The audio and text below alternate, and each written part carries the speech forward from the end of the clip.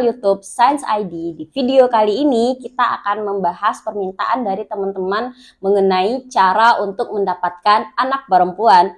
Nah, kita akan membahas kapan sih waktu yang tepat untuk berhubungan, bagaimana kondisi rahim untuk pH rahim untuk memperbesar peluang agar teman-teman bisa dikaruniai anak perempuan. Lalu apa sih makanan yang bisa teman-teman makan untuk mendukung terjadinya pembuahan dengan jenis kelamin anak perempuan. Nah, bagi teman-teman yang sedang program anak laki-laki, bisa dibuka video di atas karena kita sudah upload sebelumnya. Jangan lupa like, komen, dan subscribe channel Science ID. Kenapa? Karena dengan teman-teman komen, like, dan subscribe, teman-teman ikut mendukung untuk keberkembangan channel ini.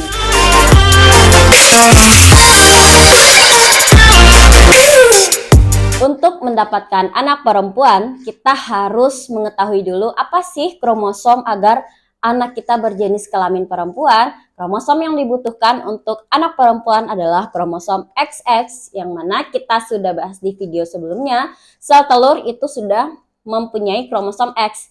Di sini yang bisa kondisikan adalah kromosom yang terdapat pada sperma. Sperma mempunyai dua jenis kromosom. Yang pertama, kromosom dengan jenis kromosom X dan kromosom dengan jenis kromosom Y. Ketika yang membuahi sel telur adalah kromosom X, barulah teman-teman mendapatkan anak perempuan. Tapi kalau sel sperma dengan kromosom Y yang membuahi sel telur, maka teman-teman akan dianugerahi anak dengan jenis kelamin laki-laki. Sekali lagi ditekankan, kita bukan diskriminasi ingin perempuan atau ingin laki-laki. Kita hanya ingin membantu teman-teman dalam proses bagaimana sih teman-teman bisa mendapatkan anak laki-laki dan anak perempuan. Nah, jadi sebenarnya anak itu sama aja, mau perempuan atau laki-laki sama saja. Nah, hanya saja lingkungan sosial kita yang bukan mengharuskan ya, tapi mencoba untuk kok belum dapat anak perempuan gitu, kok anaknya laki-laki semua. Nah, jadi di sini kita akan bantu bagi teman-teman yang memang pengen untuk mendapatkan anak perempuan atau sebelumnya yang sudah pernah program namun belum berhasil. Teman-teman wajib stay tune di channel ini. Kenapa? Karena tips dan trik yang kita bagikan itu sudah melalui riset dan sudah dipublish oleh jurnal internasional yang mana terbukti dan keuji keabsahannya. Teman-teman bisa praktekkan setelah teman-teman menonton video ini. Nah, teman-teman, sel sperma dengan kromosom X ini, dia mempunyai bentuk lebih besar dibanding dengan sel sperma dengan kromosom Y. Namun, dia memiliki gerakan yang lebih lambat dibanding sperma yang mengandung kromosom Y. Jadi, ketika mereka sama-sama diejakulasikan, maka yang duluan berenang untuk menuju sel telur itu adalah sel sperma dengan kromosom Y. Namun, sel sperma dengan kromosom X ini dia tertinggal nih di belakang. Nah, PR kita adalah bagaimana cara mengkondisikannya agar sel sperma dengan kromosom Y ini tereliminasi sehingga sel sperma dengan kromosom X lah yang berhasil menuju sel telur. Nah, cara mengkondisikannya adalah teman-teman bisa dengan mengatur pH rahim teman-teman. Nah, caranya bagaimana? Kita kondisikan pH rahim ini dalam kondisi asam. Kenapa kondisi asam? Karena sel sperma dengan kromosom Y dia tidak tahan dengan kondisi asam. Sementara sel sperma dengan kromosom X dia tahan asam. Harapannya adalah sel sperma dengan kromosom X ini dia bisa tereliminasi, tidak melaju lebih cepat ke sel telur. Nah, jadi teman-teman, untuk mengkondisikan mengkondisikan pH di rahim kita bisa pakai dua cara. Yang pertama, teman-teman bisa memakan makanan atau mengkonsumsi makanan yang mana nih kadar asamnya itu tinggi. Nah, lalu untuk yang mengkondisikan selanjutnya adalah ketika saat berhubungan, usahakan teman-teman yang perempuan jangan orgasme terlebih dahulu. Nah, di sini kata kuncinya teman-teman. Kenapa? Karena ketika teman-teman orgasme, maka cairan alkalin itu akan disekresikan dari tubuh teman-teman. Cairan alkalin ini dia bersifat basa. Ketika cairan alkalin itu tersekresi bertemu dengan sel sperma dengan kromosom X, itu akan membuat sel sperma dengan kromosom X itu tereliminasi atau mati. Kenapa? Karena sel sperma dengan kromosom X ini dia tidak tahan dengan kondisi basa.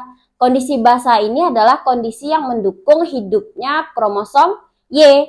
ketika teman-teman ingin anak perempuan, otomatis teman-teman harus mendukung untuk hidupnya kromosom X, bukan kromosom Y. Makanya ketika teman-teman berhubungan, usahakan ibu jangan fly terlebih dahulu. Usahakan teman-teman jangan orgasme terlebih dahulu.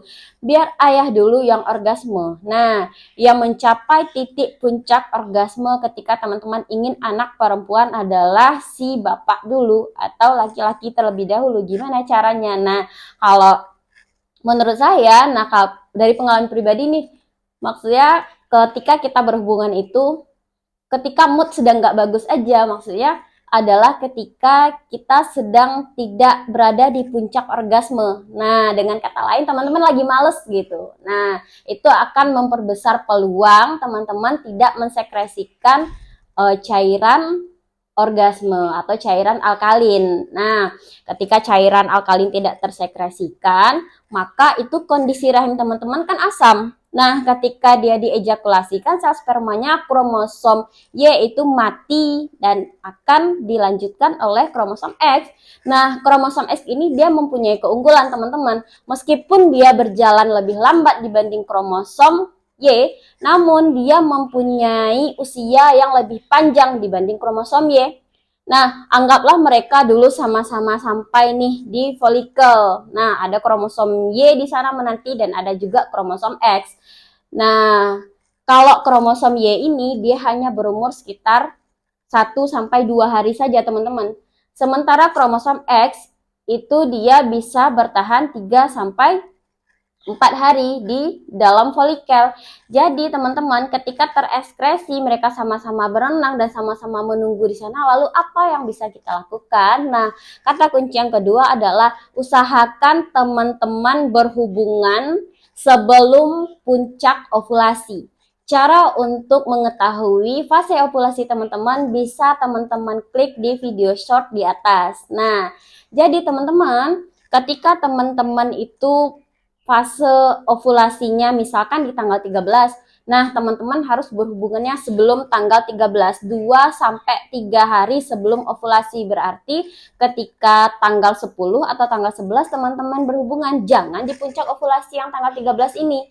Ketika teman-teman berhubungan di puncak ovulasi pada tanggal 13, maka ketika di sana nanti jatuh sel telurnya sudah matang, sel sperma X dan Y bisa sama-sama mampir ke yang sel telur ini, maka yang duluan akan membuahi sel telur ini adalah sel sperma dengan kromosom Y, karena dia akan berenang lebih cepat dibanding kromosom X, maka terjadilah anak laki-laki. Nah, kalau misalkan teman-teman berhubungannya sebelum fase ovulasi, maka yang harapannya adalah ketika sel sperma dan X dan Y di sana sudah menunggu, teman-teman berhubungannya 3 hari sebelum fase ovulasi.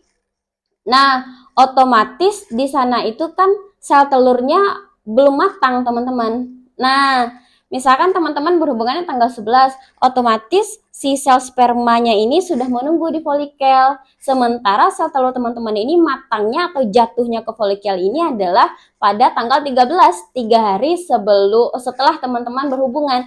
Nah, jadi di sini harapannya adalah sel sperma dengan kromosom Y yang sudah menunggu di sini itu dia sudah mati. Jadi yang akan membuahi sel telur yang akan jatuh tadi adalah kromosom X, karena kromosom X ini mempunyai usia hidup yang lebih panjang dibanding kromosom Y. Jadi begitu teman-teman. Nah, untuk selanjutnya teman-teman juga bisa nih, bagi bapak-bapak silakan banyak konsumsi sayur, dan bagi ibu-ibu silakan banyak konsumsi daging untuk memperlancar promil. Nah, tujuannya apa? Agar sel sperma dengan kromosom X ini dia bisa terbentuk secara optimum atau maksimum ketika ayah banyak memakan sayuran dengan tinggi sodium dan natrium. Nah, tapi teman-teman usahakan sebelum promil itu 3 bulan sebelum teman promil, teman-teman itu harus sudah rutin untuk mengkonsumsi sayur ataupun daging. Nah, jadi sayur untuk bapak-bapak dan daging untuk ibu-ibu. Insya Allah nanti kemungkinan besar peluang teman-teman untuk mendapatkan anak perempuan itu sudah di depan mata. Nah, kuncinya adalah jangan berhubungan ketika puncak ovulasi. Nah, usahakan berhubungan sebelum puncak ovulasi. 2-3 hari sebelum teman-teman ovulasi. Kapan teman-teman ovulasi, maka teman-teman bisa cek dengan kalender Mi, dan agar lebih valid, silahkan beli alat ovulation strip test. Nah, ketika garis 2-nya itu kabur, maka teman-teman berarti belum masuk fase ovulasi. Satu garis yang jelas, sementara satu lagi kabur, itu menjelang teman-teman puncak ovulasi. Pada saat itulah teman-teman baiknya berhubungan kalau teman-teman ingin anak perempuan. Jadi teman-teman silahkan beli alatnya, itu bisa dibeli di apotik. Sekitar cara memakainya itu ada di video sebelumnya, bisa teman-teman klik nanti videonya. Nah, lalu ketika kalau pas saya tes ternyata garis 2-nya itu sudah jelas sekali, Kak. Gimana? Itu tandanya teman-teman sudah berada di puncak ovulasi. Kalau teman-teman berhubungan pada saat itu, kemungkinan terbesar teman-teman memiliki anak laki-laki, karena sex determination ini dipengaruhi sekali oleh sel sperma yang akan membuahi sel telur. Jadi yang bisa kita lakukan adalah bagaimana caranya agar kita menjadikan sel sperma Y yang lebih cepat dan singkat umurnya ini tereliminasi, sementara sel sperma X yang mempunyai gerakan lebih lambat serta berumur panjang ini dia bisa membuahi sel telur. Nah, jadi teman-teman tidak usah ragu, silahkan teman-teman praktekkan. Inti yang kedua adalah teman-teman usahakan perempuan jangan orgasme. Nah, lakukanlah hubungan ketika teman-teman moodnya atau hormon oksitosin teman-teman sedang menurun. Kenapa seperti itu, Kak? Nah, agar cairan alkalin seperti yang sudah dijelaskan tadi, dia tidak tersekresi, dan itu akan membantu atau sangat membantu sekali agar sel sperma dengan kromosom X bisa bertahan hidup. Oke teman-teman, mungkin sekian dulu untuk tips dan trik kali ini. Sudah ada 3 tips dan trik yang kita beritahu ke teman-teman. Nah, untuk makanan itu hanya 10% saja paling yang mempengaruhi. Yang paling mempengaruhi adalah kapan teman-teman berhubungan dan gimana cara mengkondisikan agar tubuh teman-teman atau rahim teman-teman ber-pH asam, agar si sel sperma dengan kromosom X bisa tetap bertahan. Nah, jangan lupa like, komen, dan subscribe. Terima kasih atas dukungan teman-teman atas video ini. Teman-teman bisa buat di kolom komentar, teman-teman ingin dibuatkan video apa saja, ingin dirujuk jurnal internasionalnya tentang apa, jurnal sainsnya, nanti kita akan upload untuk teman-teman. Semoga teman-teman yang sedang berjuang garis 2 agar segera dikabulkan oleh Allah Subhanahu wa Ta'ala. Sekian dari kita dari Science ID. Terima kasih dan tetap semangat. Assalamualaikum warahmatullahi wabarakatuh.